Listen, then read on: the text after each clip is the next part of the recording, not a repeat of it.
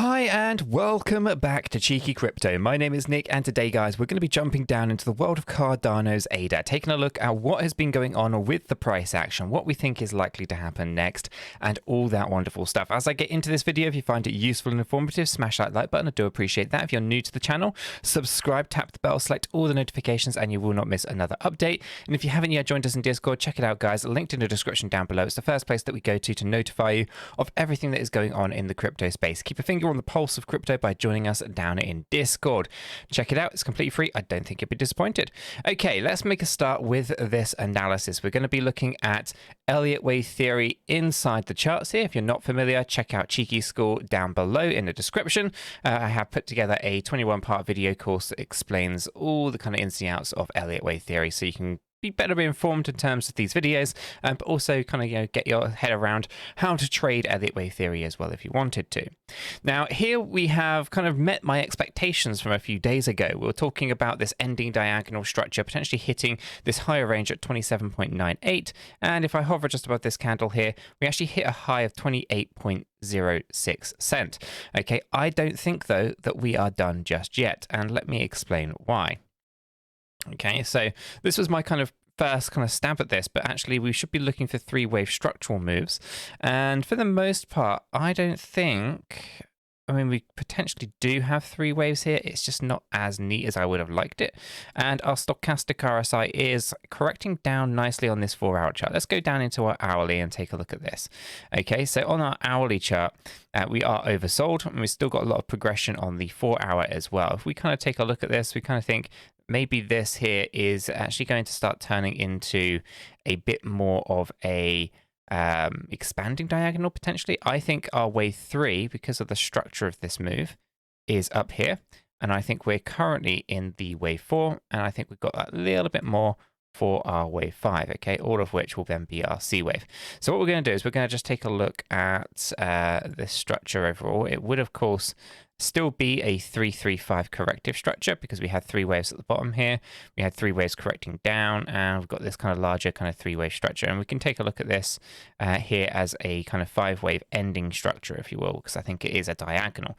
This basically will allow us to kind of think of it as a regular kind of flat correction. And once we're kind of done, we should then be thinking about the corrections to the downside. So I expect a little bit more over the weekend. Not much, but just a fraction more. And so if we were to think about this, I'll break this down just here. We kind of measure this area out, pull this down. We'd probably come down to around 27.38. That would be then a wave 4. Now on this ending diagonal, that would be a little bit too high. I would actually expect us to cross 27.13 because typically with diagonals, they do actually intersect wave 1 and wave 4. It's not a necessity, but just kind of bear that in mind that it's a possibility that we do actually come down a little bit lower.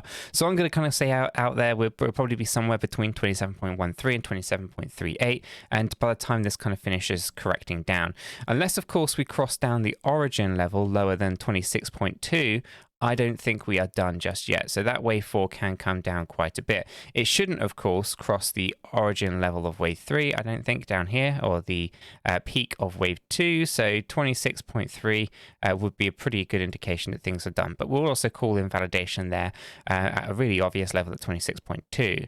So for the most part, that's kind of what I'm expecting. Now, if I go ahead and think about putting this measurement on here, we will be talking about moving up between kind of 28.2 and 28.49 approximately, and then I think we're kind of done at that point.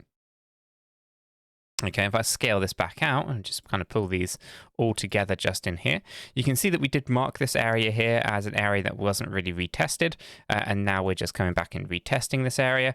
A lot of people might want to think of this as a cup and handle, as in here's your big kind of cup, come down for a handle, and then we'll launch. I don't think that's going to be the case.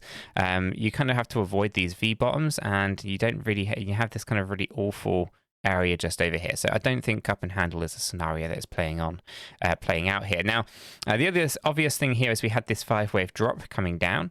We then had this correction coming up.